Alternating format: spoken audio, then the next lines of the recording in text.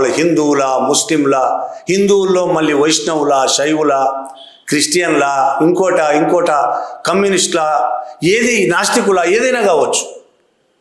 వాళ్ళు కాంగ్రెస్ పార్టీతో ఉండొచ్చు, టీఆర్ఎస్తో ఉండొచ్చు, ఇంకోటి ఉండొచ్చు. కానీ వీళ్ళందరూ వాళ్ళ పార్టీలకు అతీతంగా, వాళ్ళ మతాలకు అతీతంగా, కులాలకు అతీతంగా ఏకమయ్యి కార్పొరేట్ కంపెనీల కోసం, పెట్టుబడిదారుల కోసం ఈ దేశాన్ని దోచుకుంటున్న, అణిచివేస్తున్న, పెట్టుబడిదారుల కోసం మాత్రమే సైన్యాన్ని ఉపయోగిస్తున్న పాలనకు వ్యతిరేకంగా ఈ శక్తులన్నీ ఐక్యమైతే తప్ప ఈ దేశాన్ని బాగు చేయలేం, ఈ దేశాన్ని కాపాడుకోలేం.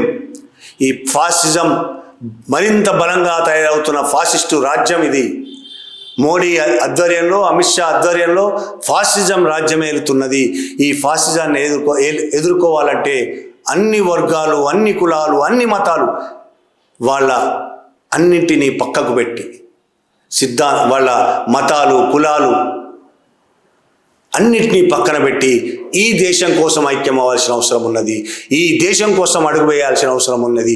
ఈ దేశం కోసం త్యాగాలు చేయాల్సిన అవసరం ఉన్నది.